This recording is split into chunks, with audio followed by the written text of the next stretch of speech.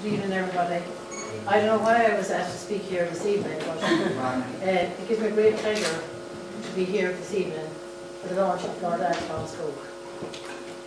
I'm not going to talk about the book this evening because we will leave that to Mayor Robinson, and I'll just talk a bit about my memories of the estate during my time on it. I'd like to welcome Mayor Robinson here. It's 22 years since I had a civic reception for you in the council chambers of Westport Town Council, and it's great to see you back here again this evening. 6 generations of my family worked and lived here on the estate down the years. Living on Westport House was a fantastic experience for any young person, or so I thought anyway. We had wonderful parklands, a walled garden, an orchard, dairy farm, woods for playing cowboys and Indians in.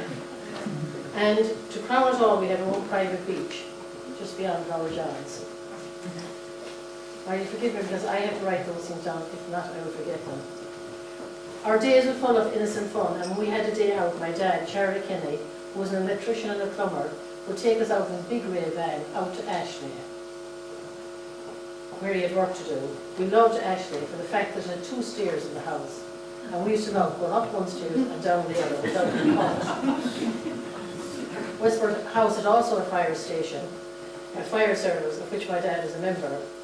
Dad loved working on the estate, and he would always advise young Lord Altamont well upon taking up duties at the estate.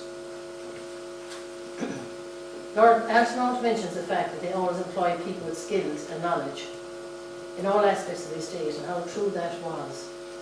While we were free to go all over the estate, you had to behave and show respect. As a gardener or somebody else wouldn't be long telling you to go home. There were no televisions when we were young, and we'd be sitting around the fire at night where many stories, sometimes ghost stories, were told. But by and large, we were discussing what was happening on the estate and the changes that were going to take place. They always had great admiration and loyalty for Lord and Lady Sligo. The Brown family were good employers and were good to the people of Westport during the famine times. Westport House was a fine working farm, but with high wage bills and lower output. They looked at ways of supplementing their income. They decided to open their house to tourists. Here my mum and dad talking about Lord Altamont. He was getting married to a Connemara girl. Well, there was great excitement and we're all dying to get a look at the bride. One day Lord Altamont called to the house with his bride, and what a picture they painted. They were the most handsome couple I have ever seen. They worked very hard in making the estate what it is today. It was not easy for them to open up their home and have people all over it. They came to terms with that and moved to Lord John's, where they made their home and raised their 5 daughters.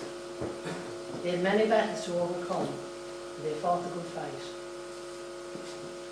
The battle with Westport Urban Council over the years, with the acquisition of their lands for various projects, must have been heartbreaking for the family.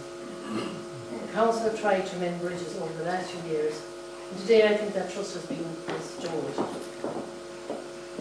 I'm delighted to see the transformation of Westport House as it is today.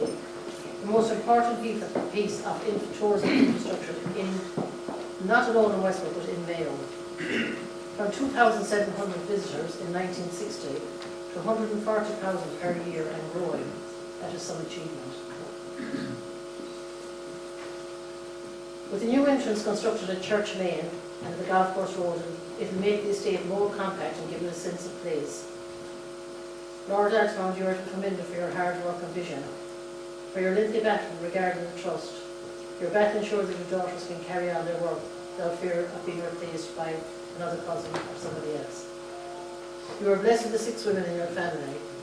Your wife Jennifer, daughter Sheila, Karen, Lupe, Claire and Alana. Or as I would say, blessed art thou among women.